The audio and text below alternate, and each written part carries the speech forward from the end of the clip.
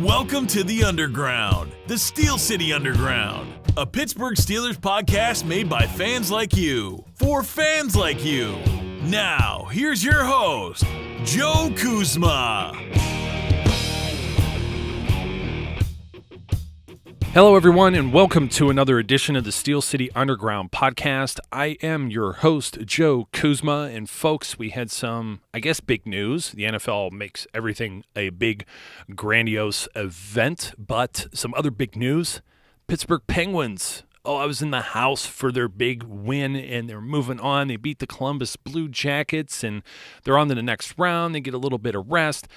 Everything is crazy. I love the playoff atmosphere with the Penguins. PPG Paints Arena, formerly Console Energy. For those of you who don't cross over into the hockey season and you're mainly just football people, maybe you're baseball people too. I'm a little less of that, and I don't want to discuss Pirates, the Buccos right now, and you-know-who and PDs and all that other junk.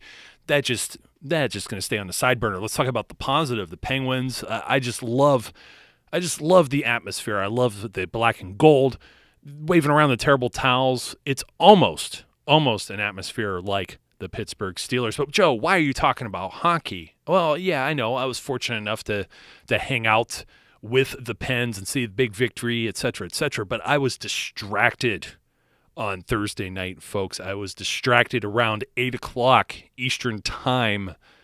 They were already into the first period. The Pens were rolling. And my phone is blowing up at this game, and I'm getting all kind of little tidbits throughout the day. You know what it is. It's that grandiose event I was just talking about, the NFL schedule release. And I look at it, and I have this sinking feeling in my gut like I did last year. You know how much I obsessed over that Christmas Day game, folks. This is going to be another painful one for me once again. Why? Roger Goodell. You can see some of the beat writers, too, like Ed Bouchette. And he was talking about you've never enjoyed Christmas until you've spent it in a Houston hotel room for Christmas Eve, Christmas Day, of course, because he's going to have to travel and he's covering the team. And, Ed, I feel for you. I do, buddy. I really do.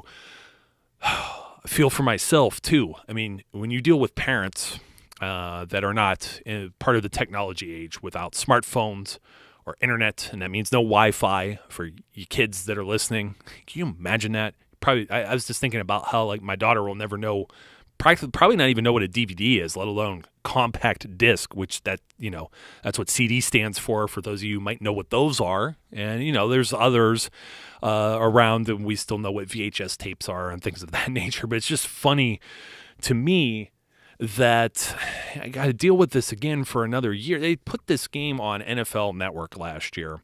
And I know that they're just trying to just squeeze the ratings now. Apparently, it's already slated, so it'll also be on NBC, which would be great because at least my mother has rabbit ears. I hooked her up with an HD TV a few years ago as a Christmas gift, so I might be able to watch. But last year, I had to have Sling TV and stream it from my iPhone plugged into the HD TV because there was no even leeching the Wi-Fi off the neighbors, because this is old people neighborhood. Everybody, all the kids have grown up and everybody's off into their, nest egg years or whatever you want to call it. And I'm not even sure that's a word, but who cares? I'm not trying to really call my mom old. I mean, she is a grandmother, but she's old fashioned in ways of just basic television, basic landline phone, no fancy anything like that. And obviously, ever since I moved out of the house many ages ago, there hasn't dial-up internet back in the day, and there's people who probably don't know what that is either. And if you know the screeching beeps and boops of that, that was painful. So that's how I had to deal with this game last year. And I couldn't even be on Twitter and talk with most of you folks unless it was a halftime or maybe even a commercial break, because those of you who listen on the radio are probably anywhere from 2 to 3, maybe even 4 plays ahead of the streaming. The streaming is not instant. So at least this year, if it's on regular broadcast on network TV, that might ease the pain a little bit. But you know what? We're usually opening gifts. We're eating dinner. We're sitting around, and my mom would say something like, everybody's belching and taking a nap. We just had our fill. It's a very busy day. And not only that, Christmas on a Monday this year, later this year, that is. And it's just most of us are going to work on Tuesday. You're going to get Christmas Day off, and you're going to have to burn a vacation day or something, because by the time you watch this game and it's over, your night is done. And it might be a good day for you, and it might not be a good day at all if they don't play well. It was a nice Christmas gift beating the Ravens and winning the AFC division title. Pretty much that was the game that decided it, as we all know. And that's just the memory we want to keep it. So why is the NFL doing this again this year? This is just... I want to swear, I want to cuss, but I keep this a very PG show at most, a mostly G language. Trust me, if you know me well enough, you know me personally or have talked to me on the side, I've got a lot of four-letter words for the schedule makers. This is just ridiculous that they're going out of their way to play this game on a Christmas Day. Played on Christmas Eve, which is bad enough. I could even see them exploiting and doing a Sunday night game on. I didn't look at the full schedule, admittedly. I've only really seen and analyzed the Steelers. Maybe there is a Christmas Eve night game, but they never used to. They used to play, if they did play Christmas Eve, they played these games at 1 o'clock and got them out of the way. They could play on Saturday. The whole reason they never played on Saturdays throughout the season, for most of the season, is just it's like this handshake, wink, wink, nod, nod deal with college football so they don't conflict with their schedule, which they kind of infringe on each other now with these Thursday night games and things of that nature. So it's really meant to be Friday's high school football night for everybody, and then Saturday's your college football day, and Sunday's your pro football day. But now there's Mondays and there's Thursdays, and God, who knows what else there's going to be. So I am not happy at all. 4:30 on Christmas. I'm sure the players aren't very thrilled. I saw like Cam Hayward and a few others react to some very funny tweets, and I'm glad they have a forum to express and say what they need to say. And they're still kind of they handle it well. I'll put it that way, at least. But you could tell they're probably just as frustrated as I and want to use some four-letter colorful language. Now, this game is in Houston. It is a tempting trip. For those of us who have family who live in Texas. I have family in Dallas and in Houston. And it's an indoor game, which is always great, so you don't have to really worry about weather. So you never know. Steelers Nation could travel well. It's a little warmer in Houston. I don't know that it's still swimming warm in December, but I want to say that people in Texas get to use their pool 9 months out of the year versus the 3 that we do here in this part of the Midwest with Western Pennsylvania and Northeast Ohio. 3 months is actually probably putting it pretty good. Maybe 2 months. I mean, it just depends. The weather's usually too cold unless you have a heated pool and whatnot. So you're not going to have like a beach trip maybe in mind. And it's Christmas anyway. I mean, just Christmas on the road. It just, I don't know. For those of you who are young couples, or maybe the kids are grown up and out of the house, this might be something that's doable, or if you're single or whatever, knock yourself out. But for the rest of us, and being family oriented and everything like that, when you're in a split household that isn't all Steelers fans, when you're all Steelers fans, this is probably like the cat's meow. But you still have to work your plans around it in order to watch the game. You don't have like the loudmouth uncle or aunt or whatever just disrupting you, and it's a mess. I hate it, and it's like, okay, moving on. Let's talk about some of these other games coming up here. So right before the big September 10th is the big opener. It'll be on the road, but it may as well be a home game now. I've been in the house for a Browns opener that wasn't involving the Steelers. I happened to go with an Eagles fan when they played several years ago. And you know what? Cleveland, when they have hope, they're probably going to get like Myles Garrett and a bunch of these big draft picks, and they're going to be talking it up, and they're already ready to win the Super Bowl in the very first game of the year. Steelers Nation will travel. They will flock there. Trust me. They're already there in these miserable, just disgusting rain, snow, just nasty. Last year, it was so freaking miserably cold. It's about as close as I could get to swearing. I'm still worked up over the Christmas Day news, right? So it's going to be nice to have an early fall game that even if it did rain, it's not as bad as it usually is. Almost most of my memories of going to games in Cleveland, I've been going there, I think, since 2010. So this will be, the seventh time that I'll be going in a row. And always do the home and home because, as the regular listeners here know, my wife is a Browns fan. And as I'm saying this too, Christmas Day, it's like a split house. And then there's like my dad, who only cares about fishing and hunting. He cares less about sports in general at all. So it makes it a very tough sell when you're like the only person who cares what's on the TV with football when it comes to the Steelers, and they don't realize how important it is to you and all this other stuff. So this all comes to a head at the beginning of the season, before Christmas, months in advance, when the Steelers get to maybe put another butt whooping on the Browns. We're going to see.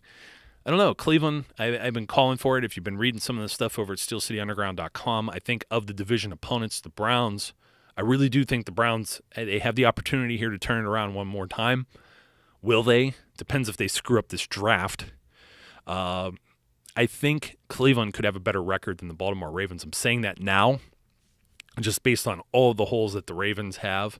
I don't think the Bengals will be very solid either. But that's how it starts out. Very short road trip, a game that is almost like a home away from home for the Steelers. Maybe perhaps this was done in advance to help the Browns opener, because the Steelers games always sell well up there in Cleveland, but their fans are almost always selling their tickets quite a markup, because I know Steelers fans will buy them.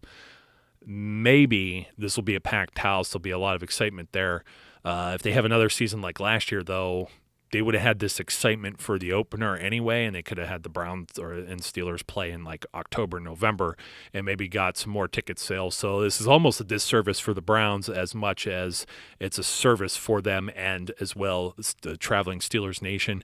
So the first 4 games that are on the docket here, the Steelers on the road for 3 of those 4. They do come home a week later after the Browns game. They will play the Minnesota Vikings for their own home opener. We already knew kind of the home and away things beforehand. I think this is a very favorable schedule. I like the way all of this falls out. That they go and play in Chicago week 3.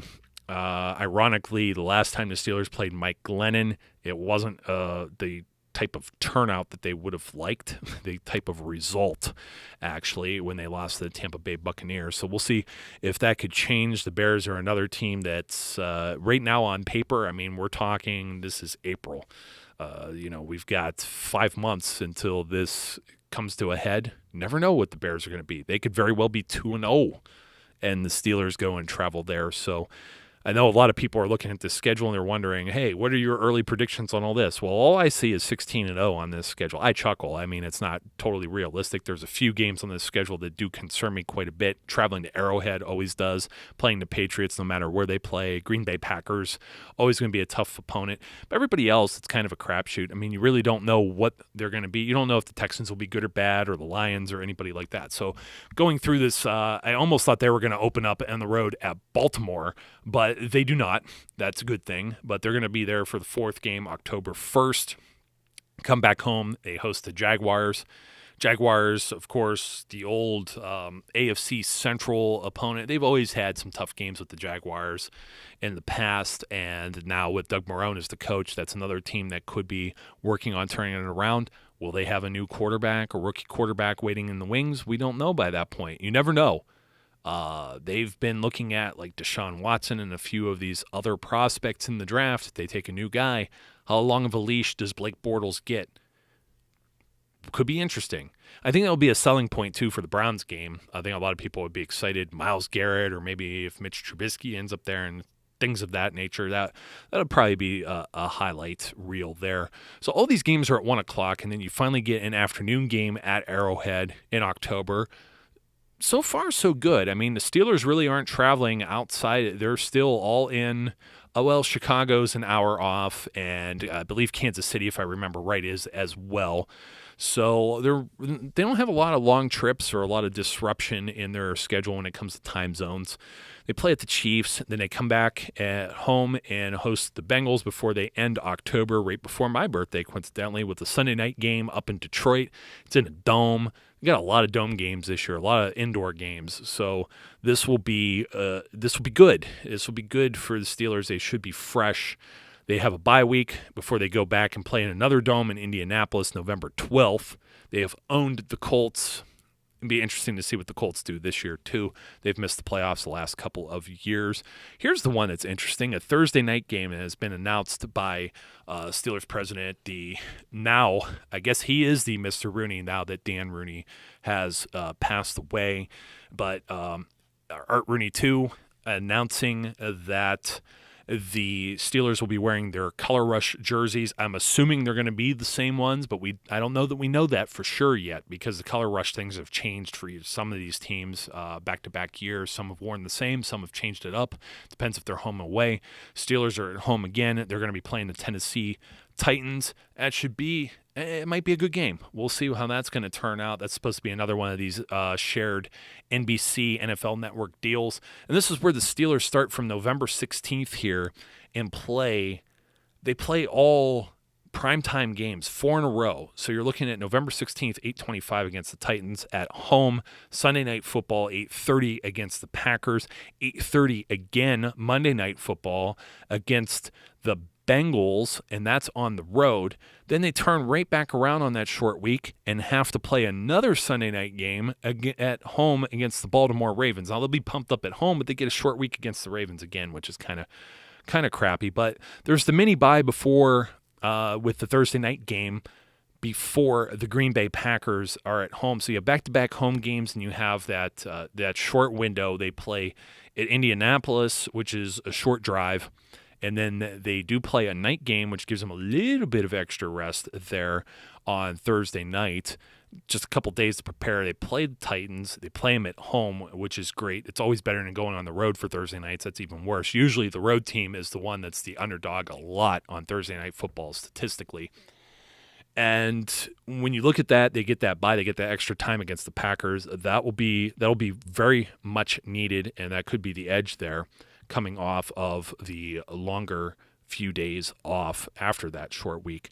Of course, going to the Bengals, they get another extra day of rest for that Monday night. And then, like I said, I'm concerned with all these primetime games. But they've done this before. Like I said, the league hadn't done them any service before a few years ago. I think it was like a primetime game. Then they went to London, and then they had like a Monday night game or another primetime game before they went on bye. So it was a mess that year, and I think that was the 0-4 season, I think, and it was a wreck. It was a wreck. They were on the road, I think 2 or 3 of those times. I don't have it in front of me, I'm sorry, but I'm just going off of memory there, and I just remember there being primetime games. I think 3 of the 4. I know one was against the Bengals in Cincinnati, and then they went and played that London game. They lost to the Vikings, et cetera, et cetera. So after you get past this juggernaut of primetime games, you get these afternoon, the showcase type deal, the national games, 4:25 at home hosting the New England Patriots. So back-to-back home games. This is kind of nice, though. 5 games, even though they're prime time, and then you have the late afternoon with the Patriots. 5 games. Only one of those is played on the road and played against Cincinnati, where the Steelers have traditionally been very good and have owned the Bengals in recent years. The Patriots game, that could be for all the marbles, depending on how this all shakes out. I'm really hoping that the AFC East teams get a clue and they can get after Brady. Maybe he finally falls apart this year. Who knows? Maybe the Steelers could be playing for that top seed, maybe a bye in the playoffs. That would be nice. That would be very nice. Now, we're really counting our chickens before they hatch, getting this far into talking about it, and then 2 games left in the season. We're talking about December 17th. April 17th was just a few days ago. So there's the Christmas game that's at Houston. And then, of course, we're hoping on New Year's Eve, another interesting date. At least it's a 1 o'clock game. So we're not shooting off fireworks and kissing people next to us while we're still in the stadium if it's a Sunday night game. Hopefully I have enough sense not to play a Sunday night game. But like I said, I don't have the schedule, the full thing in front of me. Cleveland Browns. By that time, we're hoping to see backup quarterbacks maybe playing and a bunch of people sitting, and Steelers have this thing sewn up. So that's what we're hoping for. And it's funny, they always close with the Browns. It's either at one place or the other. They start and end their season with the Cleveland Browns this year. I hope that's a good omen. They've been just extremely successful against the Browns over the last few years. They've been sweeping them. So we'll see how that turns out. They should have really lost the one last year, but I mean, come on, it was like B.J. Finney, Landry Jones, Kobe Hamilton, DeMarcus Ayers. You had everybody sitting, all the Bs, people who don't even have it. It's like A, B, C, D, E. They went like far into the alphabet, and then they said, okay, you suit up and play. They made some guys active, but it was still kind of fun because the Browns still lost to our backups. So my wife were to listen to this, I'd get cracked over the head right now, and then I'd be told I'm not watching a game on Christmas. Well, that's tough luck. Anyway, folks, let me know what you thought about this NFL schedule. I think we already know competition-wise. We always look at it on paper. I think it's a very favorable schedule.